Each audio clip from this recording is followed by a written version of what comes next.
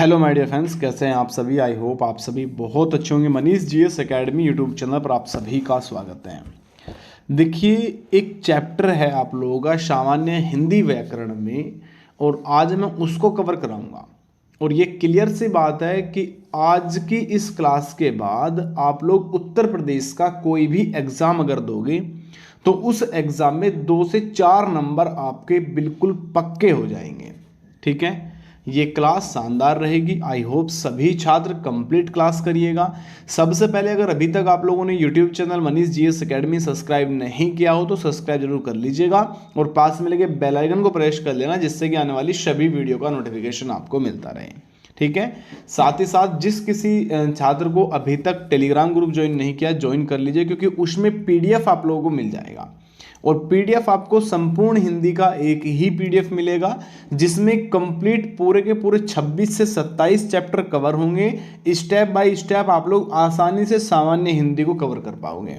ठीक है, दूसरा पॉइंट, इसके साथ साथ आपको जीके जीएस का अलग से नोट्स मिल जाएगा, जैसे history, politics, geography, current affair, UP GK हो जाएगा, इको हो जाएगा। ठीक है ना, तो इनका सभी का नोट्स आपको बिल्कुल फ्री ऑफ कॉस्ट टेलीग्राम और व्हाट्सएप ग्रुप के अंदर मिल जाएगा। व्हाट्सएप के लिए आप लोगों को इस नंबर पर मैसेज करना है, इसमें आपके ग्रुप बने हुए हैं। और टेलीग्राम के लिए मैंने फिर से बता रहा हूँ, लिंक डिस्क्रिप्शन में, वहां से जाके सर्च करके ज्वाइन हो जाइएगा। तो चैप्टर का नाम है आप लोगों का अनेक शब्द का एक शब्द। ठीक है, बहुत बढ़िया तरीके से समझेगा, कंप्लीट आप लोगों का हो जाएगा।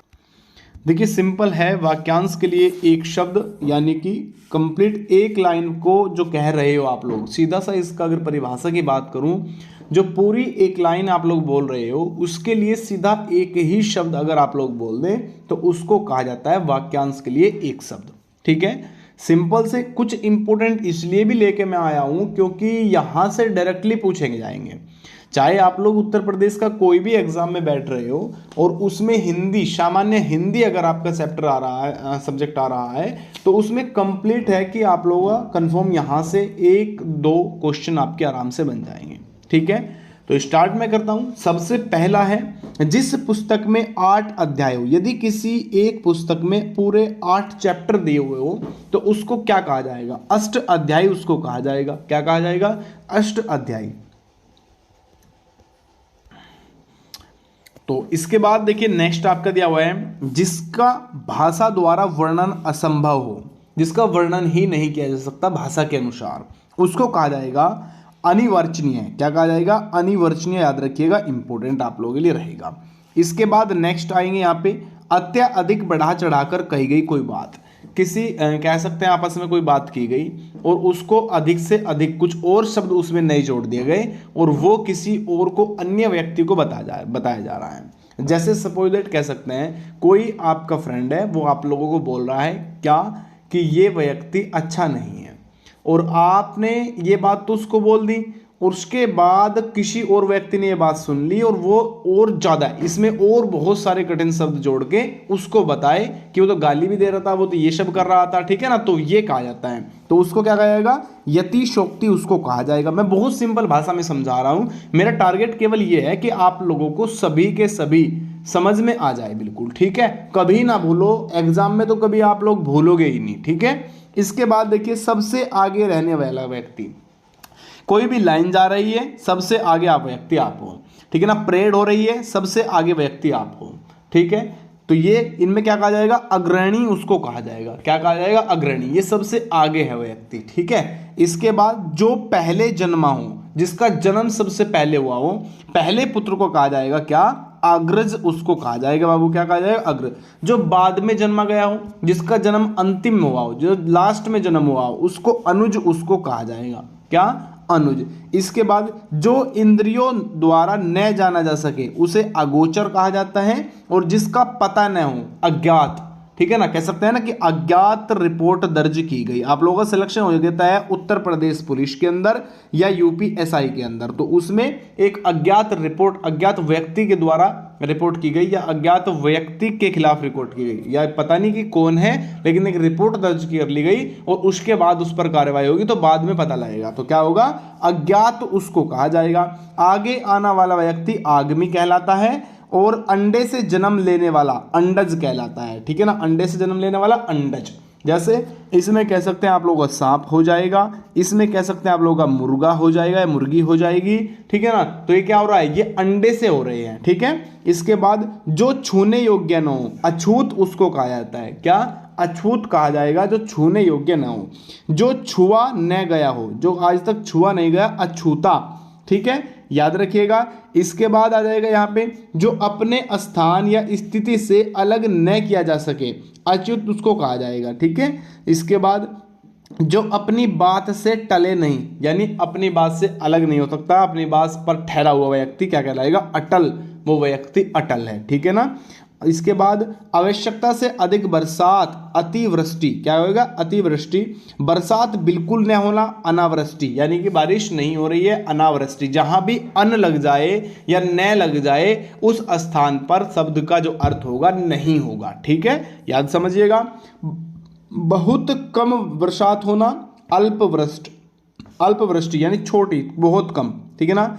इंद्रियों की पहुंच से बाहर क्या कहला जाएगा, इंद्रियातीत उसको कहलाया जाएगा, क्या, इंद्रियातीत। इसके बाद जो बीत गया हो, यानी कल जो चला गया उसे क्या कहलाया जाएगा, जो कल जा चुका है उसे अतीत कहलाया जाता है, ठीक है ना। जिसकी गहराई का पता ना लगा जा सके, जिसकी गहराई का, एक समुद्र एक कुआं ऐसा है कि उसकी गहराई का पता नहीं, तो उसे अतः कहा जाएगा, क्या, अतः, इसके पास सतह नहीं है। इसके बाद आइएगा, आगे का विचार न कर सकने वाला, अदूरदर्शी बेटा, क्या, अदूरदर्शी। जो आज तक से संबंध रखता हो उसे अघतन कहा जाएगा। आदेश जो निश्चित अवधि तक लागू हो, अध्यादेश उसको कहा जाएगा, क्या, अध्यादेश उसको कहा जाएगा। इसके बाद जिस पर किसी ने अधिकार कर लिया हो उसे अधिकृत कहा जाता है, कि इसका तो इस पर किसी का अधिकार हो चुका है, अधिकृत।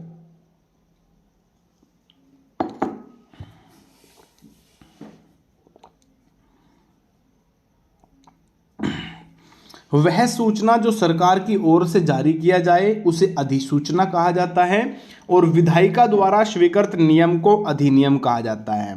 अविवाहित महिला को अनूढ़ा कहा जाता है। वह स्त्री जिसके पति ने दूसरी शादी कर ली हो उसे अध्युटा कहा जाता है, अध्युड़ा, ठीक है ना। दूसरे की विवाहित स्त्री अन्योढ़ा होगी, और गुरु के पास रहकर पढ़ने वाला अंतेवासी होगा, ठीक है। पहाड़ के ऊपर की समतल जमीन को अध्यायिका कहा जाता है, और जिसके हस्ताक्षर नीचे अंकित है उसे अधोहस्ताक्षरकर्ता कहलाया जाता है, ठीक है ना। एक चीज और इसमें थोड़ा सा बता दूं, ऊपर दिए हुए को उपयुक्त कहा जाता है, उपयुक्त दिए हुए प्रश्नों को, ठीक है ना, ये भी थोड़ा समझ लीजिएगा। और नीचे दिए हुए शब्द को कहा जाता है निम्न, ठीक है ना, या निम्नलिखित, ठीक है। आप लोग समझ सकते हैं, पेपर में आप लोगों ने देखा होगा, निम्नलिखित प्रश्नों के आंसर दीजिए। तो निम्नलिखित का मतलब क्या है, जो नीचे दिए हुए प्रश्न है, ठीक है। इसके बाद महल का वह भाग जहां रानियां निवास करती है उसे अंतपुर या रानी निवास कहा जाता है, रानी निवास। इसके बाद जिसे किसी बात का पता न हो उसे अनभिज्ञ या अज्ञ कहा जाएगा। जिसका आदर न किया गया हो उसे अनदृत कहा जाएगा, और जिसका मन कहीं अन्यत्र लगा हो तो उसके लिए अन्यमनस्क कहा जाएगा, ठीक है। ये इंपॉर्टेंट है, मैं बहुत ज़्यादा इंपॉर्टेंट कवर करवा रहा हूँ, क्योंकि ये बहुत सारे ऐसे हैं जो एग्जाम के अंदर डायरेक्टली ही पूछे जाते हैं, सेम, इसमें कोई चेंजिंग नहीं होगा बाबू, और इसमें किसी भी प्रकार का कोई अलग या चेंज करके ऑप्शंस नहीं दिए जाते, ठीक है। ऑप्शंस आपको सेम इसी टाइप मिलेंगे। जिसके बाद देखिए, जिसे किसी बात का पता न हो, ये मैंने करा दिया। जिसका आदर न किया गया हो, अनादर उसको कहा जाएगा, और जिसका मन कहीं अन्यत्र लगा हो उसके लिए अन्यमनस्क उसको कहा जाएगा। जिसके पास कुछ न हो अर्थात धृत आपका अंकिचन उसको कहा जाएगा। जो कभी मरता न हो उसके लिए अमर शब्द होगा, कि ये कभी मरेगा नहीं, ये तो व्यक्ति अमर हो चुका है। इसके बाद जो सुना न हो उसे अश्रव्य कहा जाएगा, जो सुना नहीं जा सकता। इसके बाद जिसको भेद न जा सके उसे अभेद कहा जाएगा, और जो साधा न जा सके उसे असाध्य कहा जाएगा। बहुत सिंपल है, ऐसा नहीं है कि आप लोग कवर नहीं कर सकते, इतने सिंपल होते हैं कि मतलब देखने से ही पता लग जाता है। लेकिन दो ऑप्शंस आपको ऐसे मिलेंगे जिसमें चेंजिंग होगा, और आप लोग कंफ्यूज करने की पूरी कोशिश एग्जामिनर आपको करेगा, ठीक है। इसके बाद जो चीज इस संसार में न हो उसे अलौकिक कहा जाएगा, और जो बाह्य संसार के ज्ञान से अनभिज्ञ हो उसे अलौक्य कहा जाएगा। जिसे लांगा नहीं जा सकता, अलंघ्य उसको कहा जाएगा, और जिसकी तुलना न हो सके उसे अतुल्य कहा जाएगा। इसे तोला ही नहीं जा सकता, ठीक है। इसके बाद जिसके आदि प्रारंभ का पता ना हो उसे अनादि कहा जाएगा, और जिसके आने की तिथि निश्चित ना हो उसे अतिथि कहा जाएगा। क्या कहा जाएगा? अतिथि उसको कहा जाएगा, ठीक है। इसके बाद कमर के नीचे पहने जाने वाला वस्त्र को अधोवस्त्र कहा जाता है, और जिसके बारे में कोई निश्चित न हो उसे अनिश्चित उसको कहा जाता है, ठीक है। आइएगा थोड़ा सा और हम यहाँ पे कवर करेंगे। जिसका आदर न किया गया हो उसे अनादर, जिसका मन कहीं, ये तो पूरा हो गया ना, हाँ ये हो गया यहाँ तक बाबू। 53 पर आइए। जो धन को व्यर्थ ही खर्च करता हो अपव्ययी उसको कहा जाएगा। आवश्यकता से अधिक धन का संचय न करना अभिकर है उसको कहा जाएगा। जो किसी पर अभियोग लगाए उसे अभियोगी कहा जाएगा। क्या? अभियोगी। किसी पर अभियोग लगा रहा है, राष्ट्रपति पर महाभियोग लगता है, पता है आप लोगों को? चलिए बहुत बढ़िया। जो भोजन रोगी के लिए निषिद्ध है उसे अपत्यक उसको कहा जाएगा, और जिस वस्त्र को पहना न गया हो उसे अपत्र कहा जाएगा। न जोता गया क्षेत्र अपृत होगा, और जो बिन मांगे मिल जाए उसे अयाचित कहा जाएगा, ठीक है। जो कम बोलता हो अल्पभाषी कह सकते हैं, या मितभाषी उसको कहा जाएगा, और आदेश की अवहेलना करने वाले को अवज्ञा कहा जाएगा, ठीक है। आइएगा। जो बिना वेतन के कार्य करता हो उसे अवैतनिक कहा जाएगा, और जो व्यक्ति विदेश में रहता हो उसे अप्रवासी कहा जाएगा। कि ये तो अप्रवासी व्यक्ति है और ये विदेश में रहता है। जो सहनशील न हो उसे अशिशु उसको कहा जाएगा, और जिसका कभी अंत न हो उसे अनंत कहा जाएगा। क्या? अनंत। ये तो बहुत बड़ा है, ये बहुत ज़्यादा लंबा है, इसका पता ही नहीं है कहाँ तक है, ठीक है। जिसका दामन न किया जा सके अदम्य उसको कहा जाएगा, और जिसका इस पर करना वर्जित हो उसे अप्रश्य उसको कहा जाएगा। जिसका विश्वास न किया जा सके अविश्वस्त उसको कहा जाएगा। जो कभी नष्ट न होने वाला हो उसे अनवस्त्र कहा जाएगा। जो रचना अन्य भाषा की अनुवाद हो अनुदूदित उसको कहा जाता है, और जिसके पास कुछ न हो अर्थात दरिद्र हो उसे अंकिचन उसको कहा जाता है, ठीक है। उच्च न्यायालय का न्यायाधीश को न्यायमूर्ति कहा जाता है, और इसके बाद उपकार के प्रति किया गया उपकार हाँ बिल्कुल प्रत्युपकार उसको कहा जाता है। ऊपर कहाँ हुआ, ऊपर जो कहा हुआ है मैं फिर से वही बता रहा हूँ, उपयुक्त उसको कहा जाएगा जो ऊपर दिया हुआ है। ऊपर लिखा गया ऊपर लिखित कहा जाएगा, और हाँ बिल्कुल हटा दे, डबल कर दे जी, अरे भाई कर दे यार जाके चलिए। उत्तरती युवस्था को अधेर कहा जाता है, उत्तर दिशा को उदीची कहा जाता है, ठीक है। उच्च वर्ण के पुरुष के साथ निम्न वर्ण की स्त्री का विवाह अनुलोम विवाह कहा जाता है। उसी समय का तत्कालीन, उसी समय के लिए तत्कालीन किसी पद का उम्मीदवार प्रत्याशी, और कीर्तिमान पुरुष को यशस्वी कहा जाता है। कम खर्च करने वाला मितव्ययी कहा जाता है। कम जानने वाला अल्पज्ञ कहा जाता है, और इसके बाद थोड़ी सी अगर यहाँ पे बात करूँ, कम अक्ल वाला अल्प बुद्धि कहा जाता है। कठिनाई से समझने, आप तो कह सकते हैं, देखिए कठिनाई से समझने योग्य दुर्बोध उसको कहा जाएगा। कल्पना से परे हो कल्पनातीत उसको कहा जाएगा।